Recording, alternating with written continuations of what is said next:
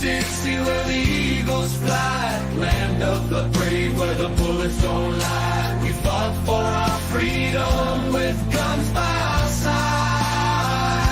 Red, white, and blue, our southern pride. Raise the flag high, let freedom ring. From the rolling mountains to the flatlands, we sing. No one can take our rights. Our Second Amendment will defend our land. With every bullet we stand. We were born in the USA, land of the free, with guns in our hands. Will forever be. Southern blood runs deep through our veins.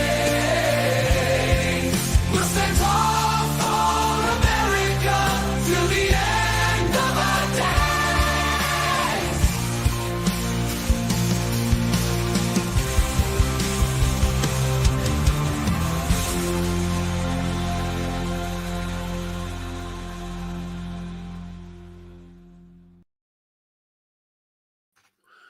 Well, hey there.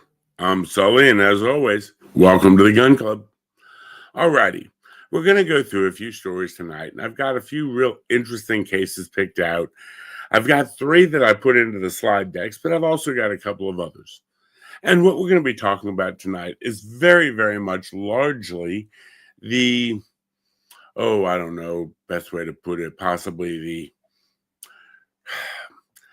concept of the red flag laws.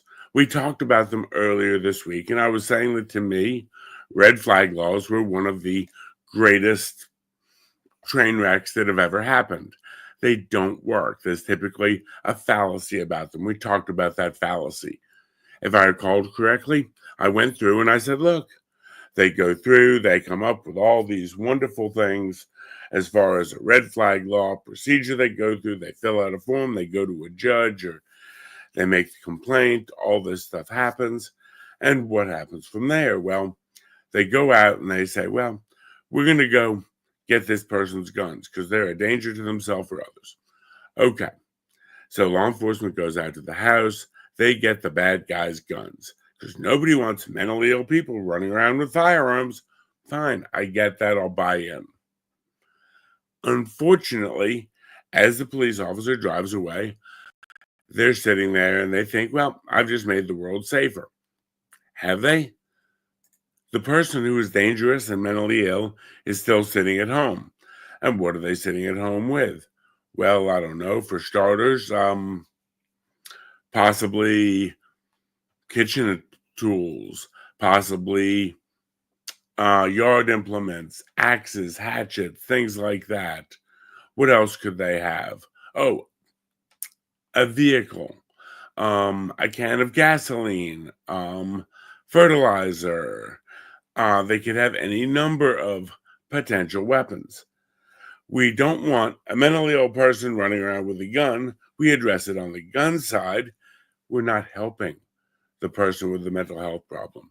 We're not doing anything whatsoever for them. What are we doing? There you go. I see we've got a couple people already in the chat tonight. Gonna throw it up to them. Let's see here. We have Bill Dozer. What's up, sir? Hope you're having a wonderful evening. Folks, if you haven't checked out his show, he goes typically 2 nights a week, usually Monday and Thursday, about 11 o'clock Eastern time.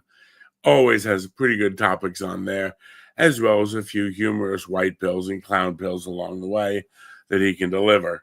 But he brings up an excellent point tonight. Who decides what mentally ill looks like in a limited exposure? Yeah, exactly, sir.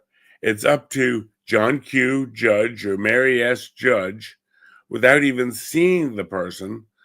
So they're getting one side of the story, whatever the story, real, perceived, or imagined, and they've got to make a decision, yay or nay.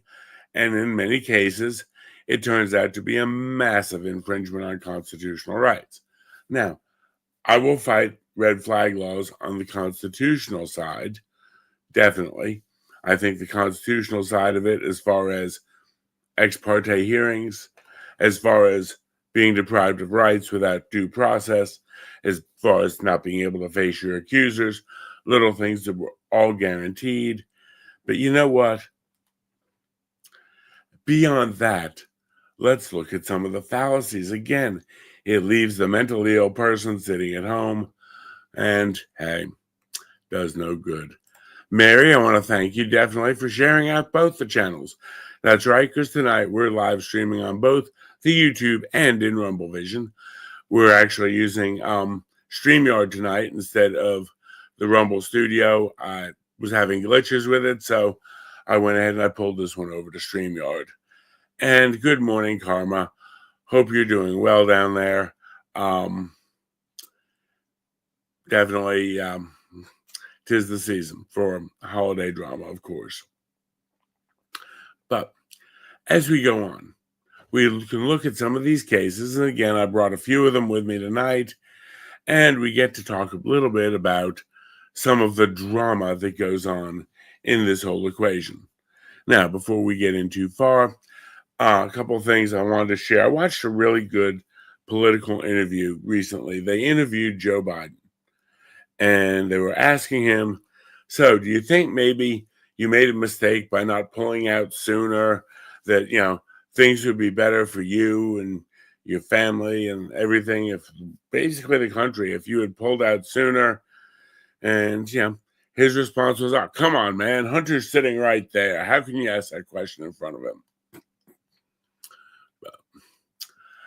Beyond that, there is rumor that Chris Christie is going on The View as the new Republican.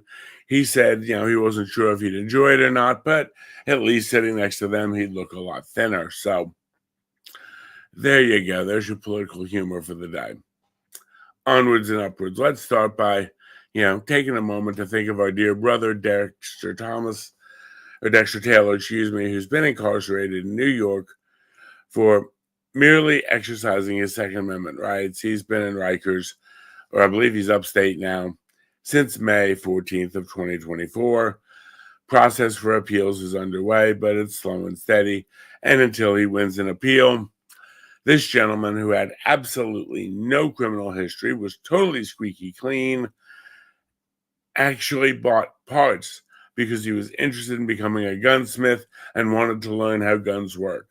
The man was an engineer. But that's okay.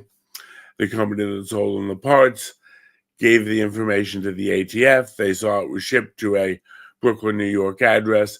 And so the ATF kicked down his door, took him into custody, and is ruining his life because, well, how dare you exercise your Second Amendment? And we'll go one step further on it. When he went into court, his attorney began to argue that what he had done was basically Second Amendment protected. And she was told, and I quote, "Don't bring that crap in here. The Second Amendment doesn't exist here. Don't you know this is New York?" Yeah. Welcome to New York. Anyone want to know why I left? Anyone want to know why everyone leaves? Let's see. I see Bill had a hunting trip today. His 270 was a magic deer rifle for that buck. Still not 100% sure where the entry point was. However, the top of the lungs and the spine were removed. Well done, sir. Nice to see you put a little meat in your freezer. Always nice to get a little deer sausage. Well, not the way Tim Walls gets it. Don't get me started, but okay. So, yeah, poor Dexter. He's still dealing with the great state of New York, which we're going to actually start with a New York story. Because you know what? Let's see what happens with New York. Now, gun control so well. Let's see. What does Hunter do? Whether he pulls out, old bastard. Oh, no. If Joe had pulled out earlier, maybe he wouldn't have had Hunter. It's okay, Mary. I get it. Highbrow comedy. If Joe had pulled out, maybe we wouldn't have a Hunter. So, yeah. And sorry, Bill, but Mel's still rooting for the deer. Well, partially anyway.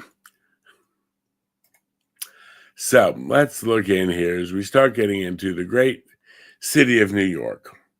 Now, this case came across right after we talked about the whole red flag law thing. And I said, yeah, the cop drives away, thinking, yes, I made the world safer. The judge sleeps at night, says, yes, I signed that paperwork, so that person won't do anything, won't kill anyone. Meanwhile, they leave him at home, unsupervised, with all sorts of wonderful potential weapons, improvised weapons. So it is what it is. So, yeah.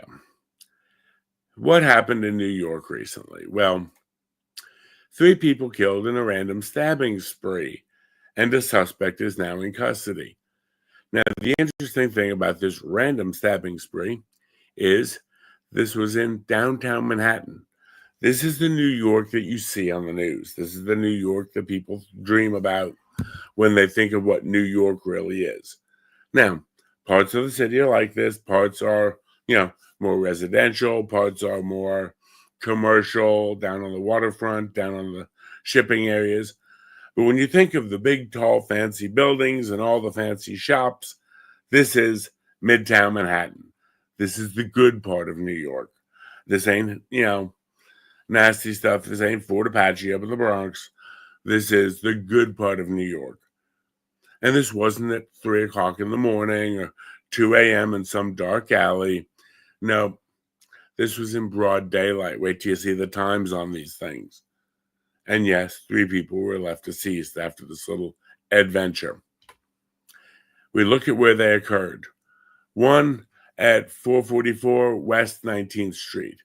Now, to give you an idea, for those of y'all not particularly familiar with my big city, in the middle of it, right there, they've got a marker for the Empire State Building. Just up above that, they've got Times Square. If you go north from Times Square on that little fork, that's Broadway, 42nd Street. So again, these are the good sections of New York. So what happens? Well, at 8:22, the first stabbing occurs.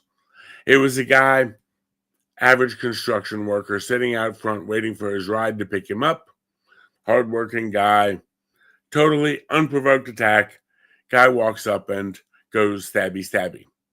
Now, they did find video afterwards of this guy preparing for this event.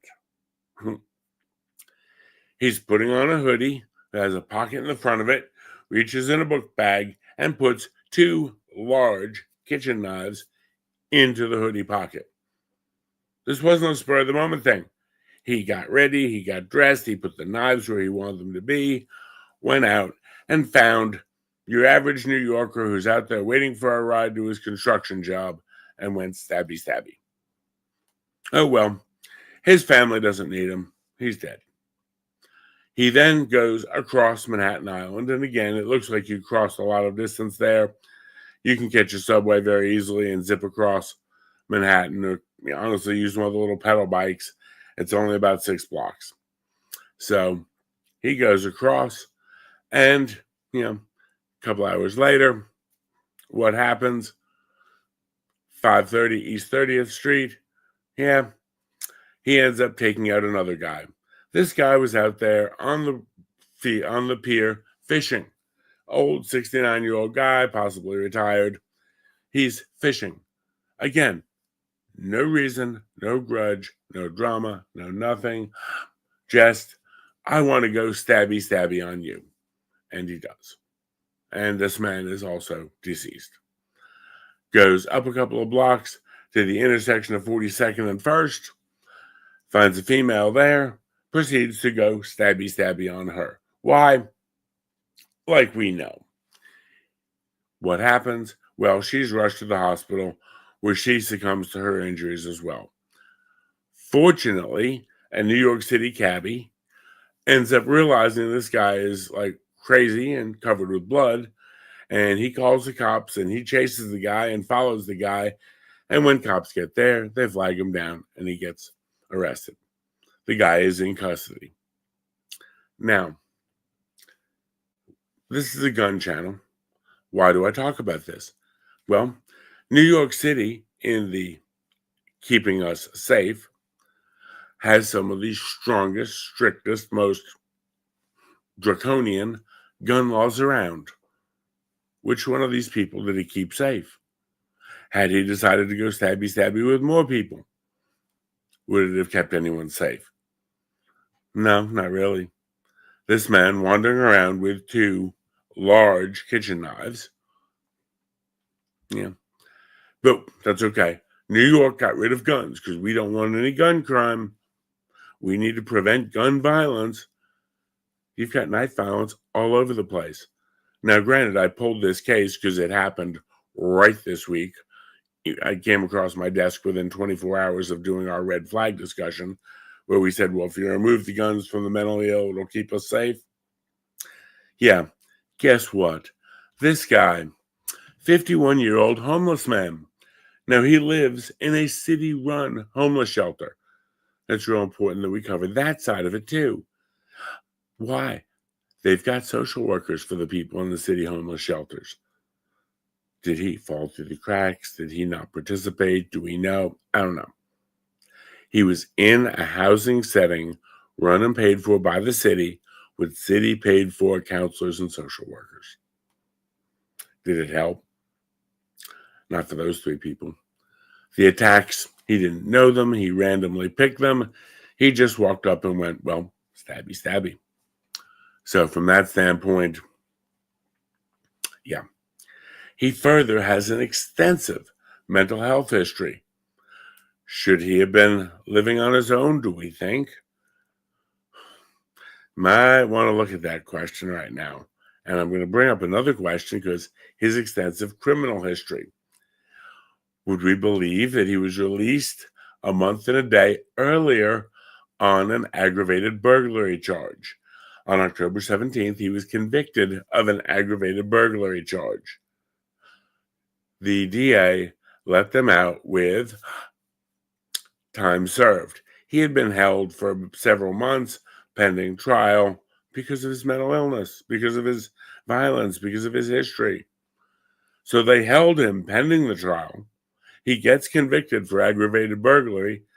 The judge sentences him to time served. It goes as a win in the DA's book. And a month later, we've got 3 bodies on our hands. Now, I'm going to go back to no one wants mentally ill people running around with guns. But we're approaching it on the gun side, which is always the problem. This man needed help. Whether, some type of inpatient treatment, some type of facility that he could not leave. I mean, let's face it. He was clearly a danger to other people. Was he also a danger to himself? Well, what if he had attacked, say, an off-duty cop? What if he had attacked a retired cop? They all carry. What if he had attacked somebody who just happened to be a law-abiding concealed carrier? There are a couple of us in New York, not many. What would have happened? Likely, this gentleman would have lost his life or been seriously injured.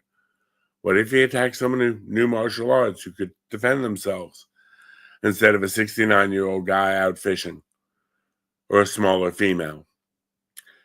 That right there makes him a danger to his own existence. He could have just as easily crossed the wrong person and found one of those knives being used on him. What if the taxi driver had seen him attacking someone else and decided to use the taxi as a weapon?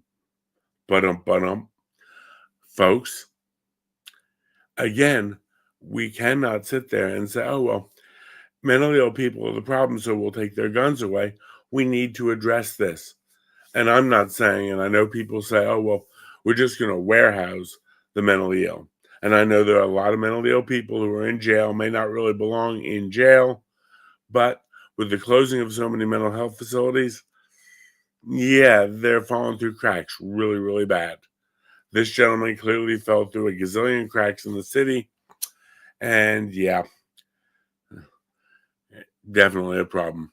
I see Mary jumped in here. Yeah, at least those nasty old guns don't shoot people. Yeah. Now, no one's ever saying he had guns or he was red flagged. It's just the point. If somebody is dangerous enough that you want to take their guns away, I don't want them riding around on bikes in New York City with 2 big kitchen knives either. There are problems and there are things that happen far beyond the choice of firearms per se. And yeah, I agree. Unfortunately, we know that that won't happen because of governmental immunity. This is the same DA, by the way, who is trying his best to attack the Orange Man, the Manhattan DA, Alvin Bragg. Congratulations, Alvin. You got another win. You got the conviction, so it goes in your win column. But did you do anything to protect the citizens? No. Screw them, right? You see how it goes. Exactly. I'm sure there are things on my desk right now that with the right motivation, I could easily fashion a deadly weapon out of. So we have, again, the fallacy of the red flag law, because guns are the problem. Hence the title of this. Are guns really the problem? No, they're not. We go through this and we look at a city that definitely, has fixed their gun problem. Yeah, it's made sure all the decent people are unarmed, so that way when the criminals do go stabby, stabby, they won't get any sort of pushback. Now, the next couple of cases I've got are out of another area that has very, very strict gun control and keeps very, very strict limits on personal freedom. And now we look here. Eric Adams, the mayor of New York, he urged the state lawmakers to get behind his years-long push to allow mentally ill vagrants to be involuntarily pulled off the street. Now, everyone said I was inhumane, that I just want to institutionalize or warehouse the people. But you know what? This is the result. The result of not taking actions, ignoring people who need help. And yes, he's talking about Mr. Aver, which is the name of the individual who did the stabby. The mayor gets it. Mentally ill, aggressive people don't need to be on the street. It's not enough to take away a gun, but, and again, anything can kill, but the person behind it is the one. The mentally ill person doing the killing with it is the problem, not the item itself, whether it be pencil, gun, or, bicycle chain. Who knows? Now, if we're going to infringe on freedom, hey, let's go all the way to the CCP. This one, again, comes right across my radar right after we talked about we can get the guns out of the mentally ill people's hands. This occurred in Guangdong, China. There was an attack. A man jumped in his SUV. He drove it onto an exercise track at a local sporting center. He drove in a loop deliberately. This was not accidental. At 40 to 50 miles an hour. Poof, poof, poof, bouncing human beings off the hood. He purchased this car a week earlier. He picked it up the day before the attack. Yes, that's right. Now, China has very, very strict gun control. Anyone who wants very, very strict gun control, I suggest you can go over and, play in China, live there, because it's so much safer. In this attack, we had 35 killed, 43 injured. Most of the killed and injured were middle-aged and elderly people. And then the suspect attempted to flee the scene. Again, this was clearly not accidental. I can see, the car slipped into gear, it went out and it hit someone. Oh, that's tragic. That's an accident or a mistake or can't drive right. When you drive onto a running track and start driving around, aiming for people, that's a different story. The suspect was a 62-year-old man. After he did this, he attempted to cut his own neck.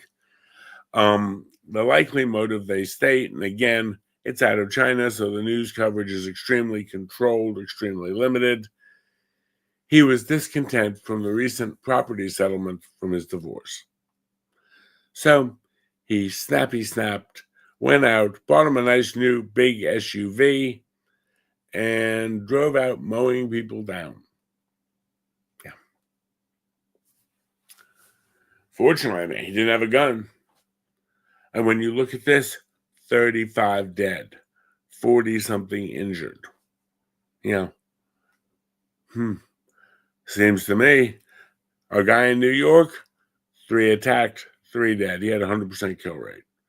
This guy didn't have a high kill rate, he's under 50%, but he put 45 human beings in body bags and 40 more, or 35 in body bags and 40 more in the hospital. So, yeah. Gun control, is that going to help? We could give up our freedoms and liberties for safety all the way to the point of communist China, and even in communist China, with all their freedoms and liberties so horrifically restricted as it is in Guangdong, China, we still have mass attacks.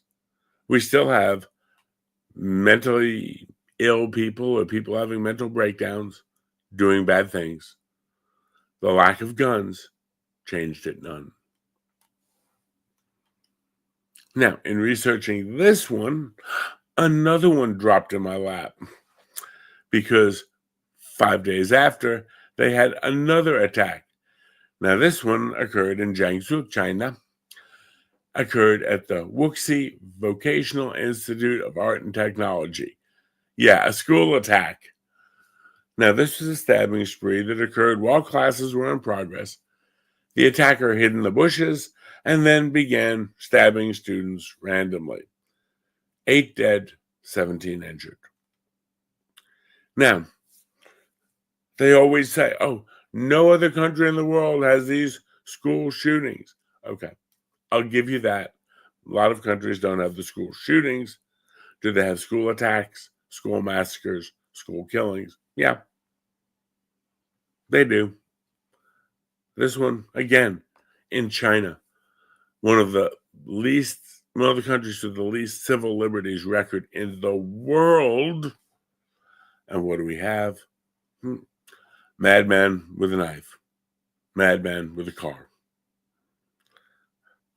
So, how does taking something away, i.e. our firearms, our 2A rights, infringing where the Constitution says thou shalt not, treading where the Constitution says thou better not go, how does it change anything?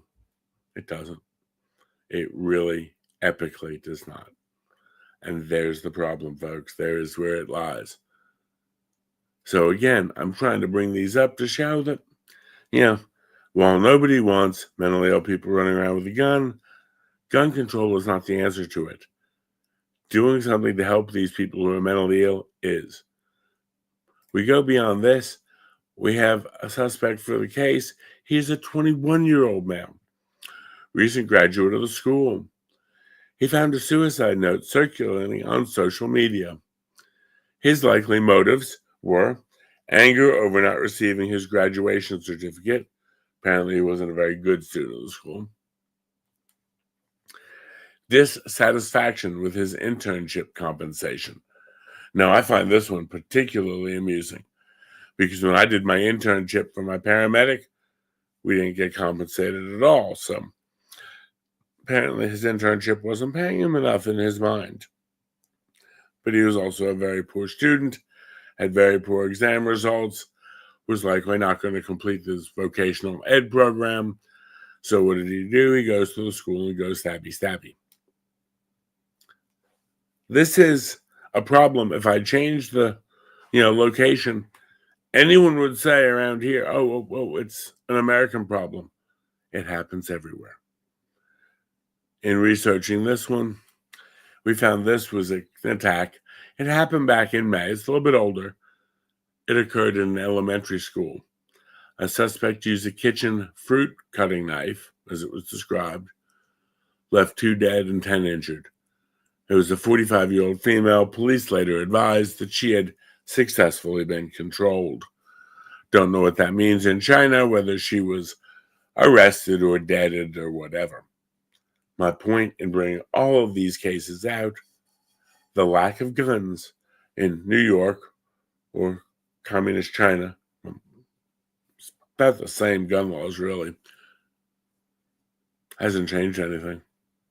Hasn't changed a damn thing. Killings still occur. We can go back when we look at the idiot on the track.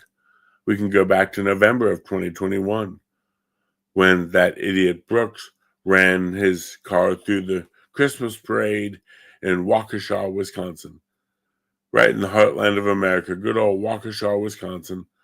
I think everyone in the national media had to learn how to say Waukesha for that trial. And what did he do? He mowed down a square dance group of elderly people. Yes, that's right. He mowed down the dancing grannies. Their name. Really. And then proceeded to turn the trial into a circus. And he's doing life, so at least this little bit of good came out of this one. I'll take it for what it's worth. But again, my point bringing this up, tell me gun control is fixing these things. It's not. Tell me somehow gun control makes life better. It does not.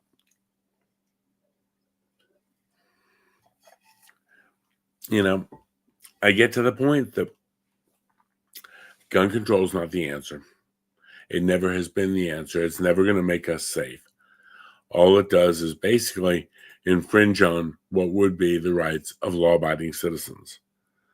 Because as we all know, the only people affected by laws are people who choose, elect, or agree for whatever reason to obey the law.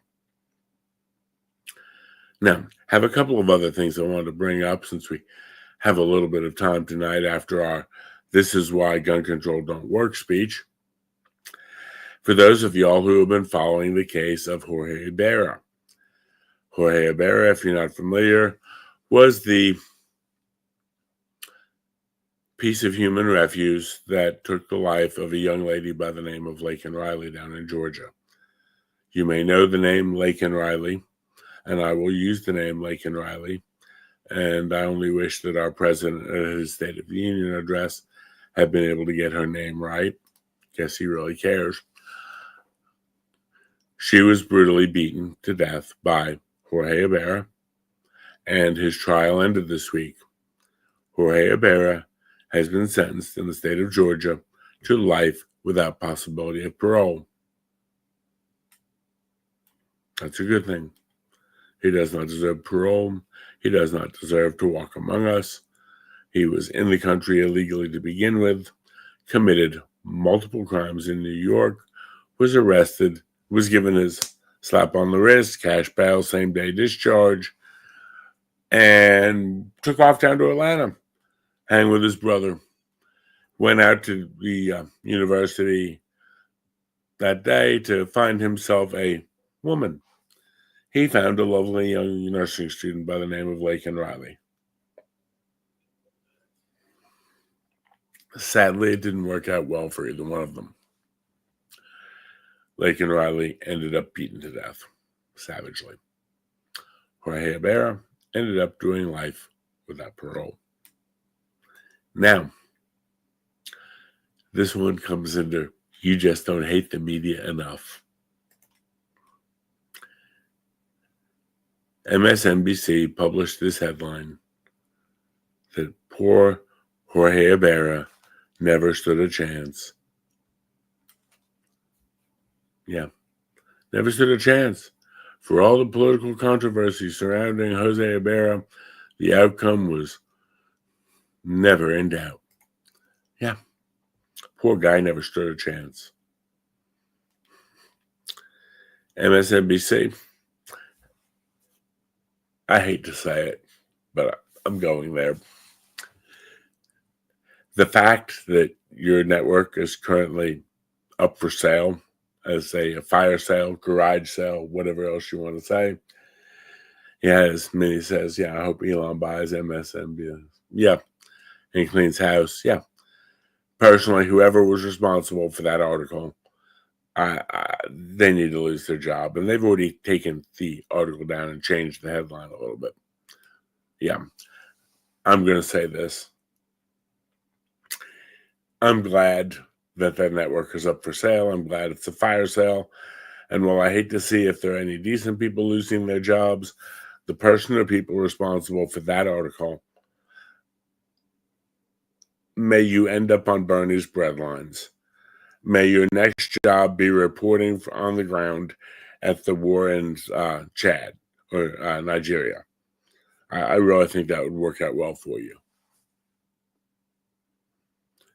Quite frankly, his guilt was never really in doubt. Her DNA were under his fingernails. He was seen discarding a coat that had her and his blood on it. And I will say this, folks, I'm not going to play it on here. I debated it. I'm not going to go. Go listen. You can dig it up on the internet to the, I believe, 18-minute 911 call made off Lincoln Riley's watch while she was begging for help. The begging only goes on a little while. You can hear what that young lady went through. Honestly, I hope Jose Ibarra, whatever his damn name is, I don't care, rots in jail. I quite frankly hope every night when they turn out the lights, he keeps one eye open all night, knowing that he is in a Georgia prison. He, I'm sure, is a very well-marked man in that Georgia prison. And I'm hoping that possibly some good old Bulldog fans go out and avenge that little UGA nursing student because she was a decent human being.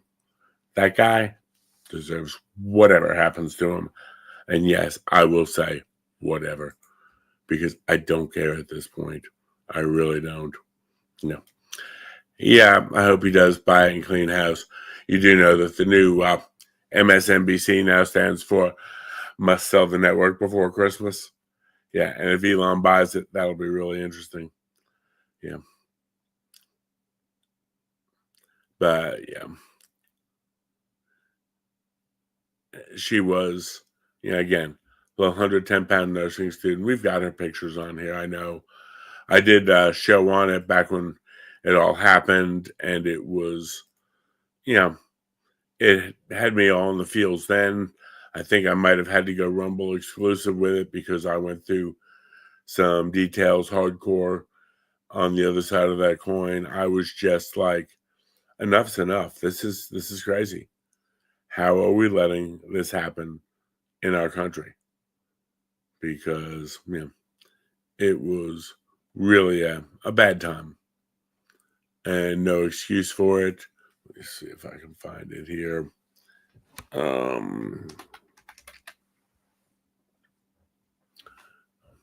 Looking up to see if I can find the Lincoln Riley pictures on here. Again, young nursing student attacked by what can only be described as, a predator. Wanted to go find him a woman. Yeah. Definitely not the way anyone should go. Definitely not the way it should happen, but, it is what it is. And we have these, issues, so to speak, of the whole thing. And, with people trying to talk about, oh, well, poor guy never stood a chance. Poor guy, my ass. I'm done. And no, I don't look at him as being, quote unquote, mentally ill. I look at him as just being absolute human refuse. And we can't let that go on. And whether he's going to be addressed by Mr. Holman or whether he's going to finish out his time in Georgia or however that's going to go, I don't know. But, yeah, I'm done with it. Mentally, emotionally, totally done with it. But beyond that, folks, please remember to always, if you can, hit the like button if you enjoy the show. Give us a thumbs up. Share the video out. We've been pushing to get more videos out a week, doing some shorts during the week. Also, hey, if you're new to us, check out, we've got an extensive video library over on rumble.com. I post everything on Rumble, and the safer stuff goes to YouTube. So if it's something that's hands-on demonstrations, different things like that, due to YouTube's rules and regs, I can't always necessarily do that on there.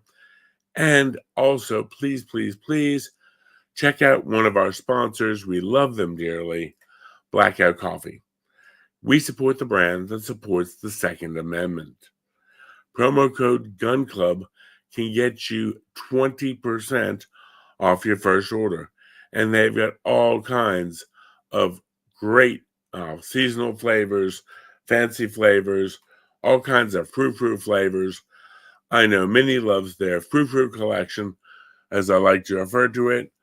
On the other side of that coin, we'll just say that I'm more into the coffee brand coffee, but I love supporting a brand right there that makes a contribution when I buy coffee to the Gun Owners of America, to the Firearms Policy Coalition, to people who are fighting for the freedom of people like Dexter Taylor, to people who go out and try to clean up some of the mess that the government has made, so to speak, of everything. So, yeah, we can definitely support them. They support us because, hey, it is what it is. But right now, we've got to, again, support our friends. If you want to find out more information or support Dexter Taylor, there's the information for his Give, Send, Go. And I know Angel for a while was doing I Stand With Dexter t-shirts, and she was donating a part of the proceeds to Mr. Taylor as well. And as we close out tonight's episode of the Gun Club, or actually, well, let's go a little further. What do you think? Should we go a little further or should we cut it off? Y'all tell me, what are we up for tonight? It's a Saturday night. Do we go a little further down the road? I'm sure we can pick up some good news here. We need a little bit of a palate cleanser of sorts after all these stabbies. Let me see what I can find. I may have another good story or two here. Let's see.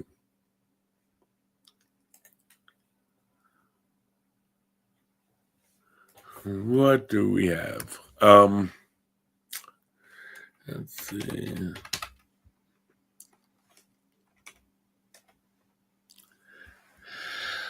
I wonder if we've had any interesting events recently in our 2A world.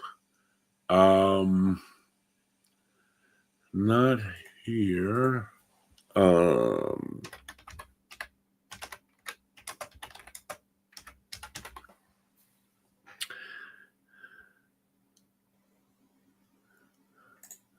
The Heritage Foundation is usually really good about giving us, recent defensive gun use incidents, and they tend to share a lot of great information.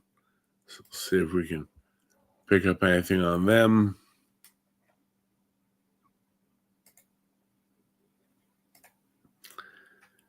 It says here in the past, 90 days that we have had,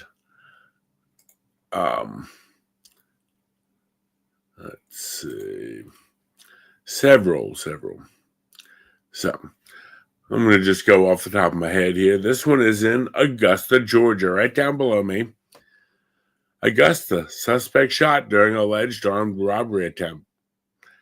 We've learned more that an Augusta suspect who was shot while allegedly attempting to rob someone with a gun, his second attempt that day. Notice that criminals who get shot tend not to reoffend. Those who don't tend to make their second attempt in a day. So, 36 was arrested on Wednesday. According to arrest warrants on October 29th, around 3 p.m., broad afternoon, Grant came up to the victims while they were sitting in the front of a 2024 Nissan Sentra on Block Peach Orchard Road. Grant then pointed a gun at them and demanded they give him the car. Yeah, why not? This goes on in civil society, right? Yeah, sure. Well, a brief fight took place in which Grant pulled one of the victims in a headlock, pointed the gun at his head. The arrest warrants then state that the brother of the victim shot Grant. Sorry, Chowie. Yeah, shouldn't have gone into that one. Okay, I see we've got both Mel and Mary cheering me on to keep going, so I guess at that point, I got to keep driving. Like I said, the good thing is I have a few sources here for intel if I need it. Yeah, shot Grant.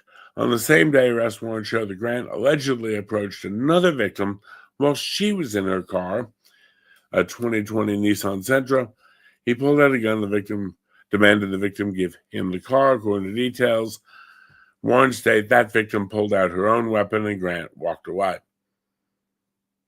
Get two cases here. Man with a gun tries to steal car, stopped by, called 911. No. Stopped by begging for your life. No. Stopped by, please, I need my car. I've got to go to work. I've got kids to feed and bills to pay. No. Stopped by citizens who said, put that gun away because I got one too. Grant had an injury to his left foot, was very agitated, appeared to be in alternate state of mind, according to deputies. 4 bullet holes in the rear passenger side of the Sentra.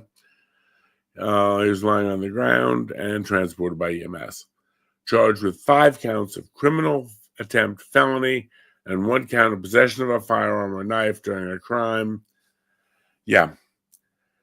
This was just, again, I'm sure he was a poor, misunderstood young man. I'm sure he didn't mean anyone any harm, did he? What do you think? Okay. Folks in the chat, I'm going to throw it on you.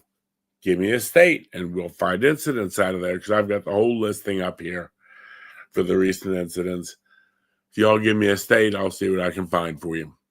Let's have a little fun tonight. I'm in the mood to play. Yeah. My black hair coffee is working.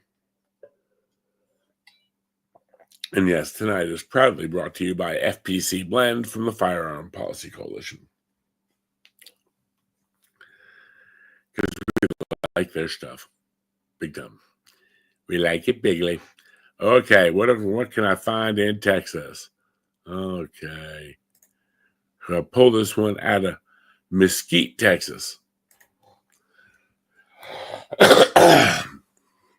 Victim fires back in Mesquite drive-by shooting. Mesquite, Texas. Police are investigating a drive-by shooting that took place Wednesday afternoon in Mesquite. Officers responded to a shooting call in the 1100 block of Vista Drive, where they learned the victim had already been taken to a nearby hospital. According to police, the victim said he and a family member were walking down the street when unknown individuals drove by and fired multiple shots at them. The victim reportedly returned fire. The suspects drove away. Police said the victim did not know the suspects or the motive. The other family member was not injured. No arrests have been made, and the investigation is ongoing. That once again, right off the top, out of Mesquite, Texas, on an article dated November the 14th. But that's okay. Since Texas was popular, let's see what we can find here. Austin. Austin's a lovely blue city. I wonder what's happening down in Austin here. This one looks interesting. A little bit older. Wow. I think I might actually know where this happened. I've been to Austin a few times. I've gone down there for conferences and stuff. Yeah. Adrian Lopez, 39, was fatally shot Monday at Southeast Austin apartment complex after he allegedly launched a random assault on an employee. Yeah, don't attack the employees. The Austin Police Department said officers responded to the Waterloo Flats apartment complex located at 1300 South Pleasant Valley Road in regards to a shooting call at approximately 2:08 in the afternoon. Upon arrival, they found Lopez on the ground with a gunshot wound. He was pronounced dead at 2:42. Investigators reported Lopez had randomly begun assaulting an apartment complex employee, then threatened him with pepper spray. The employee shot Lopez. Don't bring pepper spray to a gunfight. Travis County DA's attorney has been contacted. No charges have been filed. The investigation is ongoing. This is Austin's 42nd homicide of 2024. And yeah, looking at the map, this is definitely an area of Austin that I've been in. It is not a bad area. It's actually right down by the museum, right down by the River Metro. So yeah. Definitely, it is what it is kind of thing. It can happen anywhere. And this again, 2 o'clock in the afternoon, so it can happen anytime. Okay. Mel, you've given us a state. Mary, how about you give us a state? What state would you like me to wind one up from here? We've got like the whole map here. And a lot of the states have dots in them. We could do this for a while. It's kind of fun. Again, I'm well caffeinated, so I'm good.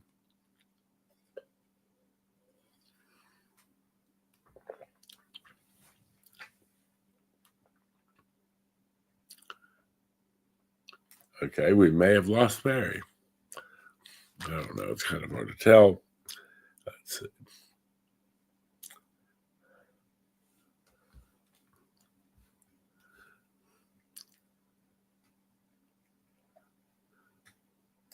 Okay, yeah, I know. Mel said Texas. Yeah, we got that.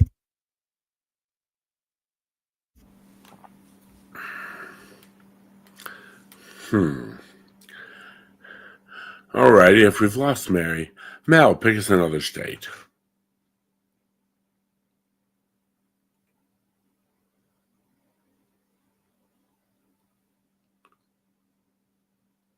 And yeah, I know there's a delay lag here, so got to give you all a chance to catch up.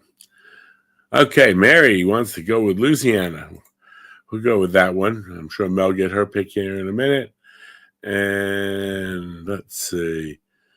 All righty. See, Mel's got us our Illinois. We'll get that after we take Mary's for Louisiana here. And I got 2 in Louisiana. Let's see what I can find here. Ooh, interesting.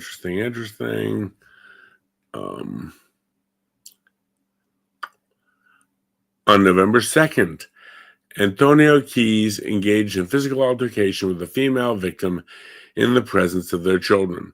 As a result of this battery, Keys sustained a gunshot wound and was subsequently taken to the hospital. During the course of the investigation, it was determined that Keys was the aggressor. On November 6th, he was released from the hospital and subsequently booked into East Baton Rouge Parish Prison on charges of child endangerment and domestic abuse with strangulation. Yeah. So basically, yeah.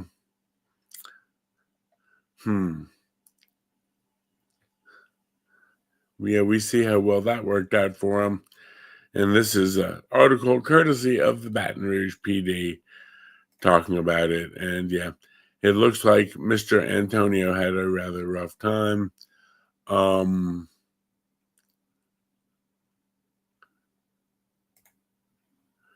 Also, let's see, we'll give Mary another one out of Louisiana. This one's out of New Iberia. Oh, this is a good one. It's a good one. Looks interesting. Yeah. Apparently, this was like, I guess, trick-or-treating gone bad. Mary, y'all down there in Louisiana, can y'all get your trick-or-treating shit worked out? Get it straight here. This is Iberia Parish, Louisiana, on October 31st at approximately 6 p.m.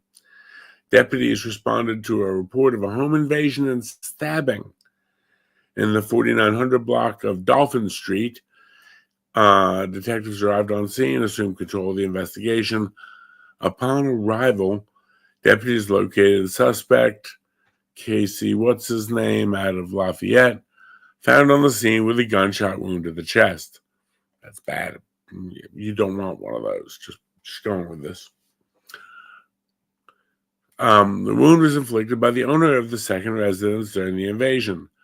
Both the victims were transported to area hospitals for treatment. He was 47 years old, arrested, is currently facing the following charges: 2 counts of home invasion, 2 counts of attempted first-degree murder.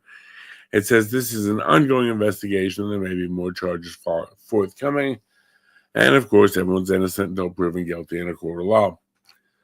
So, yeah, 6 p.m. on Halloween, knock at the door, you turn into a home invasion. So, yeah, we see how well that worked. Yeah, Kim wants me to keep going. Yeah, she's in the chat too. Okay, Mel had said drive to Illinois. Oh boy. Yeah, let's see what we can find for Illinois. There's plenty there. Oh, this one looks interesting. From the News Gazette, Champaign, Urbana, Danville, and East Central Illinois Division. Man shot following road rage incident. Yeah. Let's see here. A man is in ICU unit of Urbana Hospital after being shot following a road rage incident Saturday afternoon. Around 4:30, Urbana police cars, were called to the intersection of Busey Avenue and Park Street, where they learned of an incident that took place near 5 Points. According to police, a vehicle driven by a female with a male passenger engaged in a verbal altercation at an intersection with a male driving by himself. After the solo driver drove past the other car, the duo followed him. The man drove onto Carl Foundation Hospital's emergency department, then got into park to create a distance between him and the following vehicle. The pursuit ended on Park, where both people in the double-occupied vehicle got out. The woman armed with a baseball bat.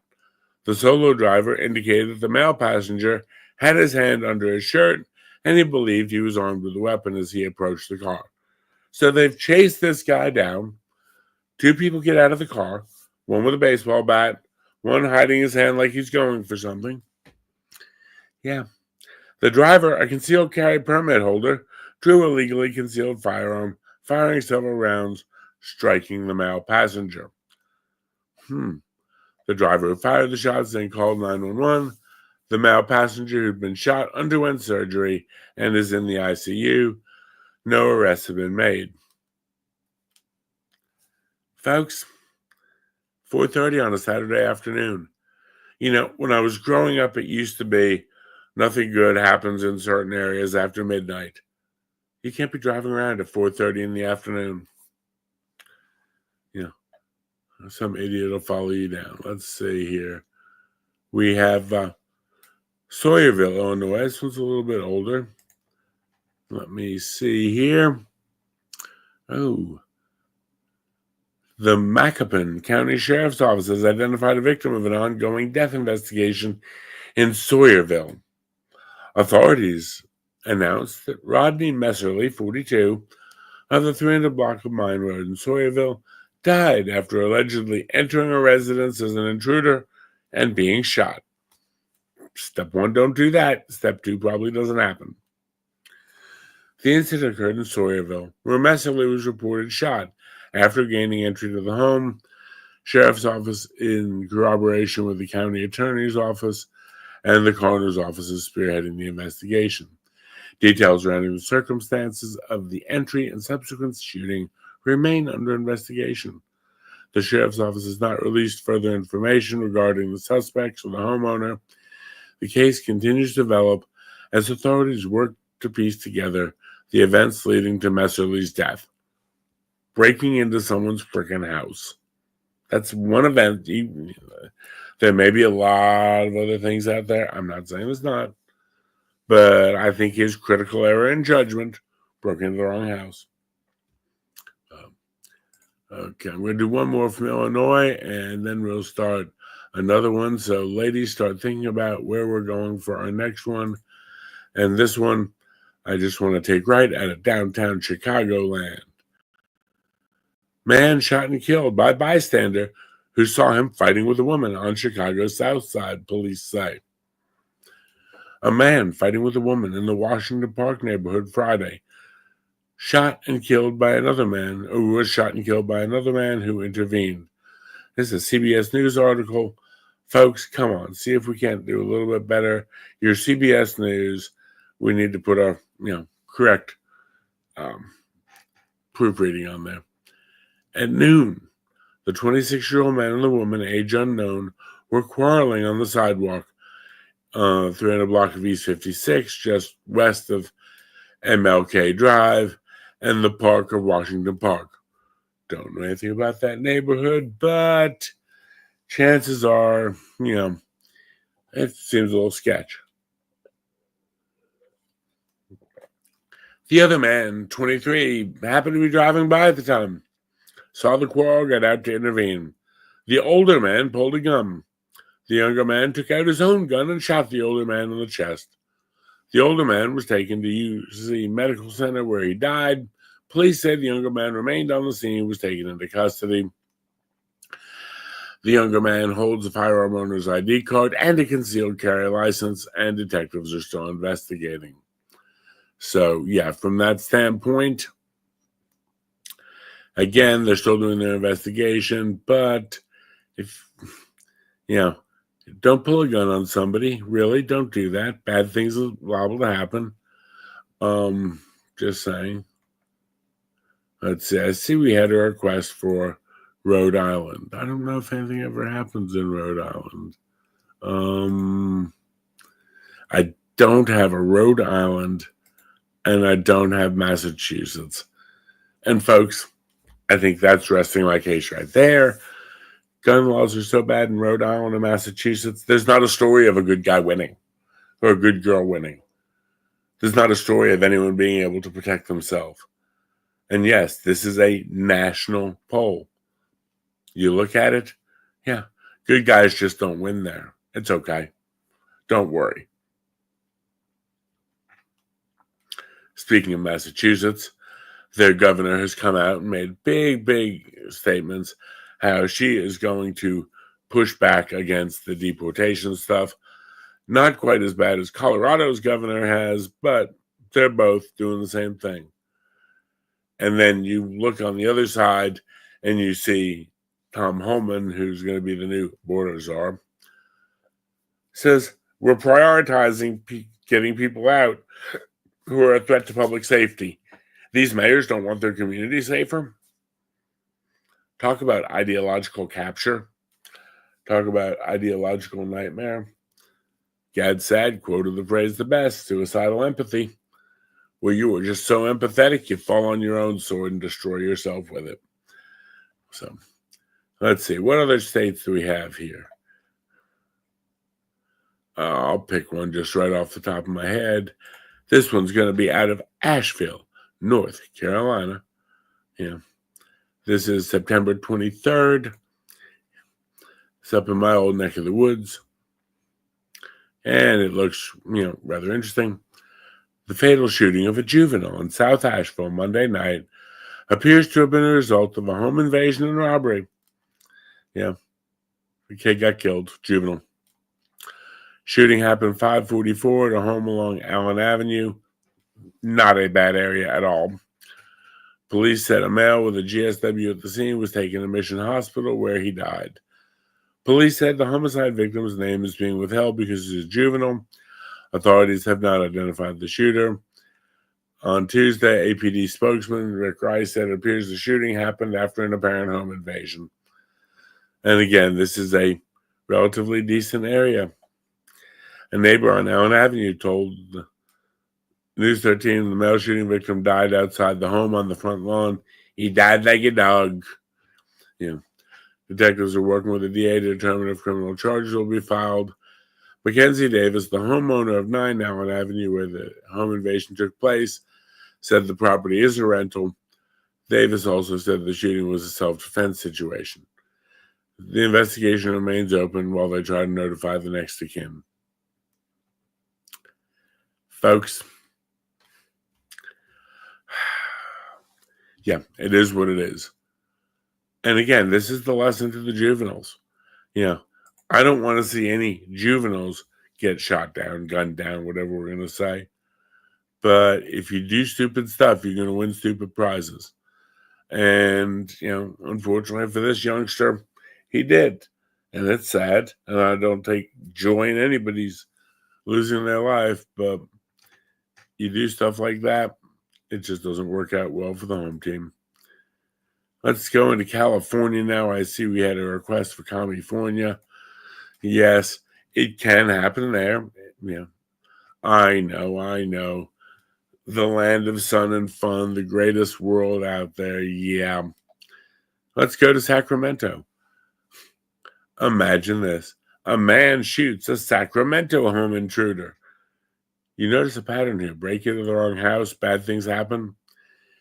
A man shot an intruder who was attempting to break into a house Wednesday morning in Sacramento's East Del Paso Heights neighborhood. Emergency medical services were dispatched around 9:19 to Grand Avenue and Pennell Street. Officers with the Sacramento PD, upon arrival, found a man with at least one gunshot wound. He was taken to a nearby hospital for treatment and is expected to survive. The shooter was detained on scene and was cooperative. SAC PD said he is not in custody. So, again, at the simplest level, these are good guys and good girls doing what? Defending themselves in their own homes in many cases. And you look at how many people are willing to kick down someone's home or kick down the door into someone's home. How many people are willing to infringe? We'll go to Tulare, California, since we have a rather large state here. We have a few interesting episodes. This one is Tulare man arrested in double homicide. Fabian Rene Gamez of Tulare was arrested and booked in conjunction with a double homicide after allegedly breaking into a home and fatally stabbing two residents. So much for the happy ending. Let's read a little further. The incident occurred on Thursday around 3 a.m. when police received a report of a home intruder. Officers found two victims, Melissa Quinn and Raymond Garza, both of Tulare, suffering from multiple stab wounds. Both the residents died at the scene. During the investigation, officers discovered Gamez in the backyard, said he was shot by a resident in the home after the stabbings. So, okay, they were able to get him after the stabbings. Sadly, they didn't make it. Believe he entered the residence, was confronted by Quinn, whom he allegedly stabbed. Garza then attempted to intervene, resulting in another altercation in which Gamez reportedly stabbed him as well. Officers said a third resident who heard the commotion confronted Gamez while he was standing over Garza and shot him. Gamez tried to flee, but was held at the scene until police arrived. Investigators suspect he was attempting to commit a burglary in the area before unlawfully entering the victims' homes. He received medical treatment for his injuries and booked into Tulare County Detention Facility. These guys' court date for Tuesday. Folks, think of it. 3 people live in the house. 2 confront him unarmed. 1 confronts him armed. Now, did the gun cause any crime here? No. But as we all know, California, they're having to investigate to determine if the man who broke into the house and killed your 2 roommates, if you're justified in dropping the hammer on him. Personally, apparently Tulare, bad guy is very lucky because chances are, in one shot, wouldn't have been all they get a lot of places. Okay, run us another state, somebody.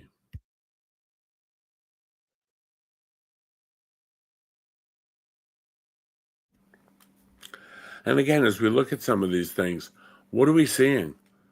It is across the board. You can find almost every state. I won't say we get all the states, but there's a lot of them. I mean, granted, Rhode Island, Massachusetts, states like that, it would not be a decent discussion. It wouldn't be a chance for it to happen. But it is what it is. Do we have another state? We can play longer. I'm caffeinated. Yeah, for those of y'all who don't know, I am somewhat nocturnal, and especially when well caffeinated, we can have a late night gun club if we want to. I know one thing I've been planning on doing is having another one of our little Quora rant streams. We haven't done one of those in a while, and those are always fun to do. getting to pick on the stupid people in Quora. I'm just trying to give them a little bit of time to let all their, I don't say butthurt, heal from the reaming they took a couple of weeks ago. Okay, I see Miss Minnie Mel Mel has decided to throw up the great state of Nevada. Okay, what do we have in Nevada? Neighbors share concern after police say homeowner shoots intruder in southwest Las Vegas. Yes, several neighborhoods shared their concern with 8 News Now after police said a person shot and killed a man trying to break into their home in southwest Las Vegas Valley. I was shocked, Jennifer said. It's a very quiet neighborhood. All the better to home invade you in or burgle you in. Someone who told 8 News she's lived in her neighborhood for decades and was startled by a crime scene on her street. It was so awful. The bad guy lost his life. Yeah, I don't know. I was just thinking, oh my God, what if I hadn't come back the night before? It could have been my house. Yeah. Or on the other side of the coin, if you had come back the night before, it could have been your house with you in it. During a news conference, Las Vegas Metro PD Homicide Lieutenant Jason Johansson, say that 3 times fast, said the homeowner called 911 around 7:40 a.m., stating a strange man was breaking windows trying to get inside their home. The man was not listening to anything they were telling him. He was acting extremely irrational as they continued to tell him to leave the property, leave them alone. Yeah.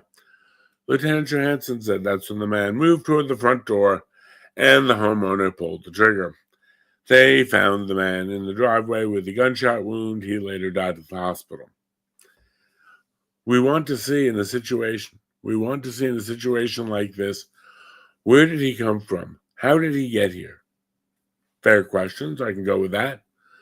As detectives work to piece together why this happened, she told the news that she'll now continue to do what she can to stay safe. I have cameras around my house now, she explained. I put them up more recently. But then I also put in floodlights and stuff because it makes me a little nervous. Okay? She hopes that things in the area go back to what she's used to seeing. Okay. It was also unexpected. She continued, we've never had anything like that or in the future. Yeah. There are self-defense elements to this, said Lieutenant Johnson during the press conference. He said he does not believe the homeowner will face charges, but the investigation, of course, is ongoing, and the Clark County's DA will make the eventual decision. Yeah. So what do we have? Someone breaking into a house that is not theirs. Yeah, and then it not working out really well for them. We can all wonder that. And along with that one, since we're doing sort of double taps from each state here, we're going to dig into Henderson, Nevada, which is just south of Las Vegas. Henderson discover man dead after overnight shooting. Henderson police reported several gunshots were heard Saturday, leading to the discovery of a man dead at the scene. Around 4 a.m., September 21st, Henderson police and fire responded to reports of gunfire in the 1000 block of Wellness Place near Gibson Road and Galleria Drive. Not really familiar, but cool kind of names. I'm good with that. Said a 33-year-old man was approached by another man with a firearm in his hand, demanding his cell phone and wallet. The 33-year-old man then pulled out a gun and shot the man with his firearm, hit him due to fearing for his life. Well, you come up with a gun, you tell me hand over your phone and wallet. Yeah. Now this 33-year-old man, the guy had the drop on him. And what happened? Despite life-saving efforts, the man was pronounced deceased at the scene, and the 33-year-old is cooperating with detectives. Henderson detectives are investigating as a homicide. There's no threat to the community, no, because the bad guy is courtesy of a good guy with a, as we all know. Neighbors state it was absolute chaos on Saturday as Henderson police arrived. I heard sirens and thought maybe they were going to the hospital. But then I'm like, there's too many sirens going on. I realized it was at my apartment complex. It was alarming that at 4 o'clock in the morning, obviously the person protecting himself needed the weapon, but the person who was trying to commit a robbery should not have had one. So it's an extremely tough conversation. Oh, well, the robber wasn't armed. Why'd you shoot him? Because he was a robber in my home. You cross the threshold, you may well be bought and paid for. Now, not saying I ever have to pull the trigger, depending on your comfort level and your ability to deal with these idiots and their level of cooperation.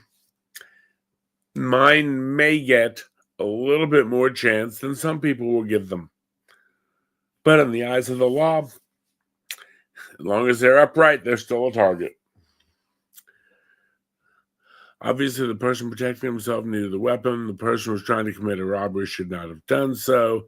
It's a tough conversation we have to have. Don't break into people's freaking houses at 4 o'clock in the morning. You will get shot. I can have that conversation. I just did. Those who live nearby said it's typically a quiet area where they feel it's safe. So for this to happen is very, very disturbing.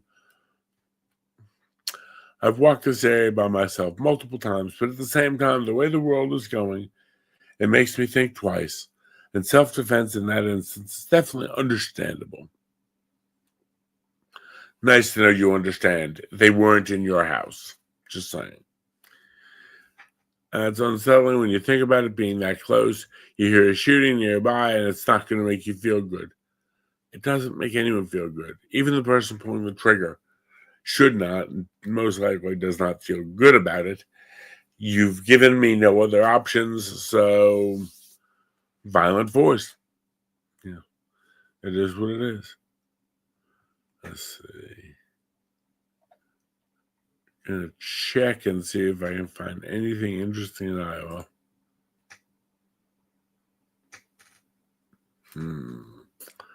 No, not really. No, I don't see anything. So, let's see.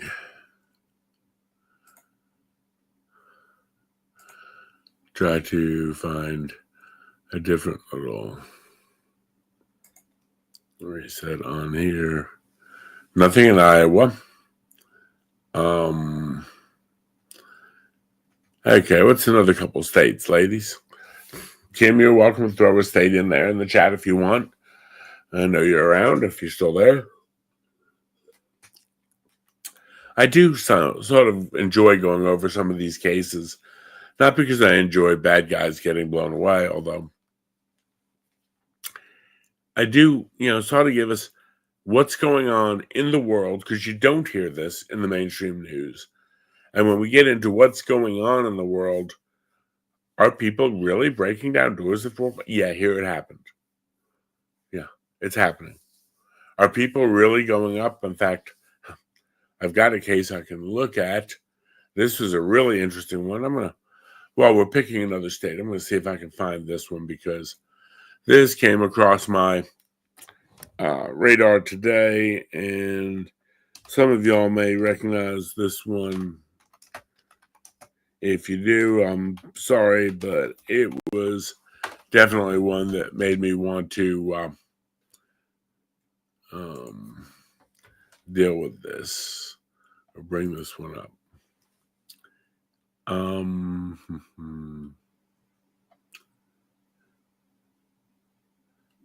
Let's see. Trying to find.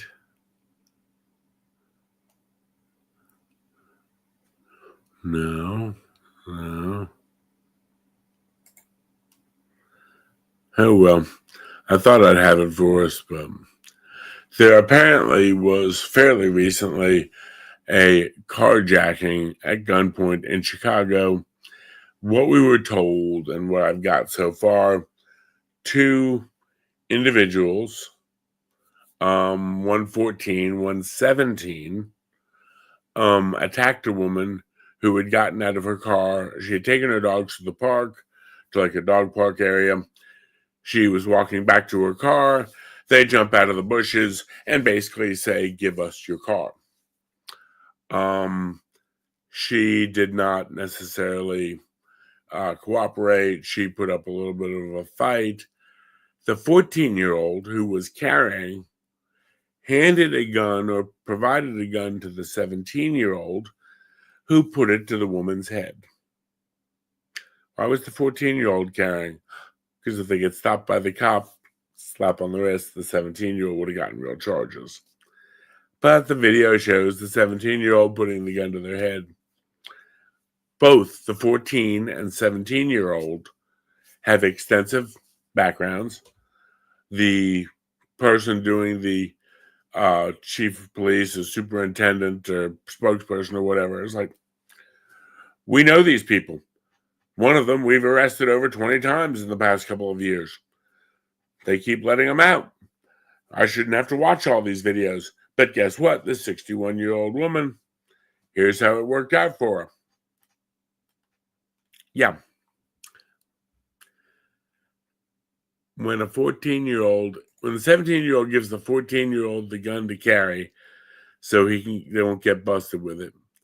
And then we turn around and say, oh yeah, we're now going to give the 14-year-old a slap on the wrist.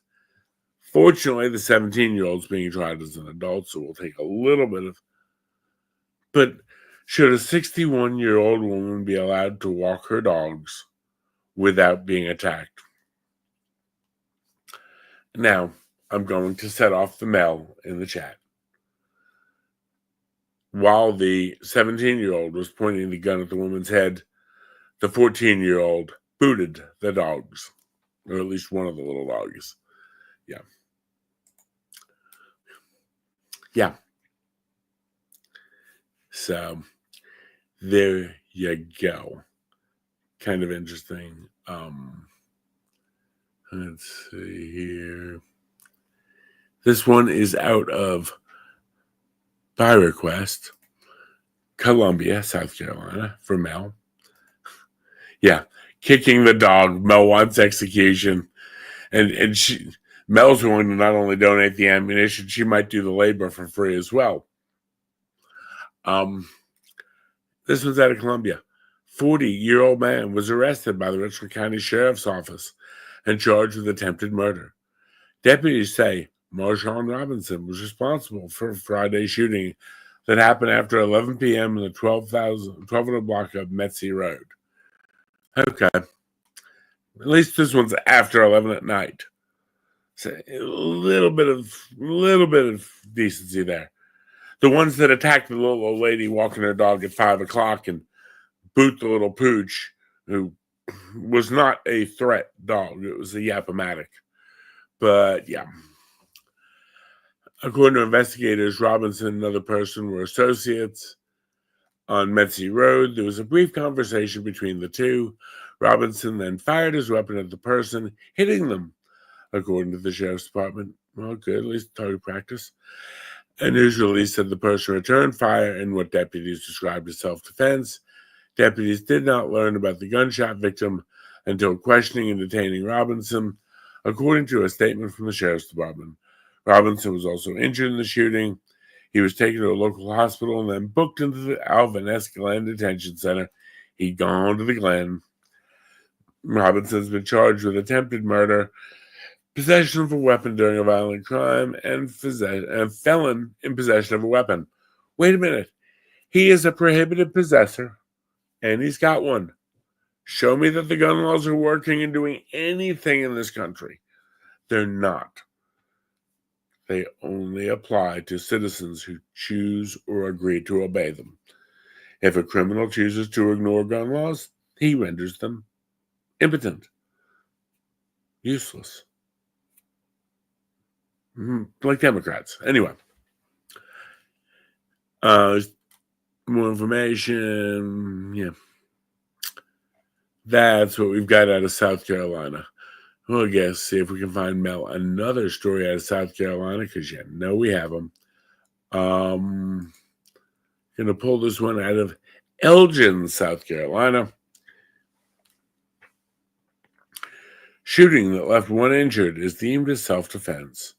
Elgin police responded to a shooting that left one person injured on Tuesday, October 1st. Officers said they responded to the shooting at around 2 a.m. at a Circle K. 2 a.m. at the Circle K. Yeah, we know how that's going to go. According to officers, store clerk shot an individual during an active assault. The individual sustained a minor injury. After investigating, the incident was determined to be self-defense. Yeah, not much there, don't know much. But when we sit there and say, okay, what's the deal? You know, if you're working at 2 a.m. at a Circle K in a bad area, again, please, folks, let your employees carry. They deserve the right to at least be able to protect and defend themselves, because honestly, it is what it is. There's going to be people in there with guns, and if you trust so-and-so enough to run your store, you ought to at least trust them to be able to protect themselves. Let's see, got Augusta, Georgia, Lake City, South Carolina. Y'all be looking for another state here, see what we can find. Coroner identifies home invasion suspect allegedly shot and killed by Florence County homeowner. Y'all see a pattern here. Don't break into folks' houses. Bad things happen to you. Florence County coroner has released the name of a person who was shot and killed in a home invasion. Keith Van Luchten identified the person as 34-year-old Cheyanta Kirby of Florence. Deputies were called Friday afternoon to a home on Rodman Road for a possible home invasion in progress. When deputies arrived, they said Kirby had been shot by the homeowner. The sheriff's office also added that Kirby was a suspect in the home invasion. He was taken to the hospital where he was stabilized and pronounced dead and is now assuming room temperature. Yeah. Folks, one more time. Yeah. I'm in my home right now. If someone chooses to invade my castle, I am going to, protect myself. Everyone should be able to do that. You listen to that tape of Lake and Riley, the 911 call. I promise you, it's one of those things that a dispatcher can't teleport the popo there like warp speed. It doesn't happen. And as much as they'd love to, I'm sure, click a couple of buttons on their mouse and drop an officer in the front yard with a full tack rig. It's not happening. You're on your own until help gets to you. And if you can't protect yourself on your own, that victim offender, situation sort of balances out. So, what do we got? Let's see. Hey, I think we've gone about an hour and a half. I think I'm going to tag it out for the night. It's been fun. It's been real. Folks, like I said, if you're looking for a great cup of coffee, we, as always, support our friends over at Blackout because they do wonderful, wonderful things for us. And if you want any more information about any of our stories, you can check out X or Twitter. You can check us out on Locals. We have always our Rumble library of our old videos. Or email me directly, and I'll get you the stuff. And if you're interested in supporting, like, share, follow the channel. Costs nothing. If you want to throw a Rumble rant or a Locals tip or make a PayPal donation, great, we appreciate that too. The bottom line is, I'm here to have fun. I want to share cool stories like this of good guys with guns because the media won't cover it. The media refuses, and I mean refuses, yes, I said refuses, to admit that there's ever a positive to having a firearm. They refuse to admit that there's ever a positive to doing anything to protect yourself. So what happens? Well, we have people who end up just being victims. And, can't blame it all because sometimes you have people like this telling people how to defend themselves. If you want to protect yourself, get a double barrel shotgun, have the shells, a 12 gauge shotgun, and I promise you, as I told my wife, we live in an area that's wooded and somewhat secluded. I said, Jill, if there's ever a problem, just walk out on the balcony here or walk out, put that double barrel shotgun and fire 2 blasts outside the house. I promise you, who's ever coming in is not going to, you don't need an AR-15. And my rebuttal to that, as always, everything that guy just said is bullshit. Thank you. there you go. Alrighty, folks. Thanks for coming by. I've enjoyed it. Be smart, be safe. We'll see you next time here in the Gun Club. Bye.